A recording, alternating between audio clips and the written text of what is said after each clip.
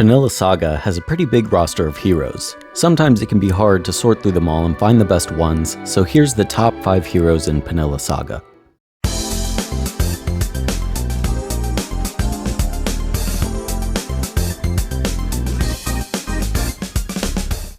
Starting with an amazing damage dealer, Pawn really takes the prize whenever it comes to low investment, high return. Firstly, her crit rate is automatically converted into overall damage, starting at 20% and capping out at 40%. That extra 60% crit rate other attackers usually need for 100% is instead free to be replaced by damage. Since she relies on a machine gun, there is no downtime between spells, but a constant onslaught of auto attacks instead. This, coupled with the built-in lifesteal, makes her both tanky and deadly. She would be an ideal candidate to carry you through the game. Up next at number 4 is Mist. Her ability to confuse enemies and make them attack each other for a while is extremely valuable. There's something intrinsically overpowered about turning your enemies against one another. Your 5v5 match becomes a 10v0 for a bit, and that's enough to land her on this list. But she boasts so much more, like extra lives with her phantoms, a stacking self-attack buff, and the hallucination debuff, giving her value to almost every situation.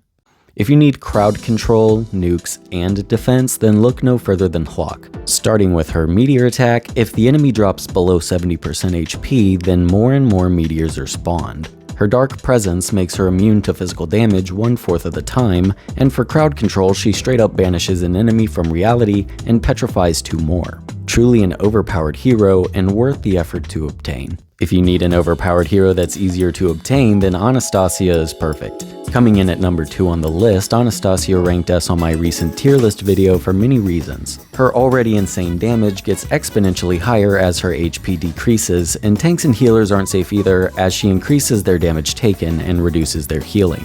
She's protected with a decent amount of survivability thanks to ignoring damage now and then and having some leech in her kit. Then finally, her ultimate is just a swirling vortex of death. Which leads us to number 1.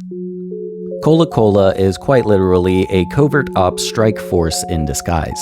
A cute koala by day and a lethal assault team by night. Even if she's not being targeted, you can expect her to Naruto clone jutsu 5 copies of herself.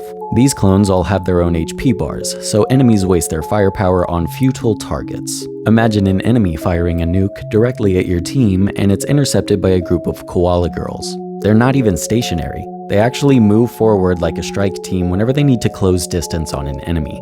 Using ColoCola kind of feels like using a cheat code in an old video game where you could just spawn copies of units. Using her really changes the entirety of gameplay you will experience while progressing through Panilla Saga. And that covers the top 5 heroes for Panilla Saga. Do you have a hero that you think would have been a better fit? Let us know in a comment. Thanks so much for watching, and if you left a like on this video, please feel free to join my Discord. But other than that, y'all, that's gonna do it for me today, and I'll see y'all later. Bye.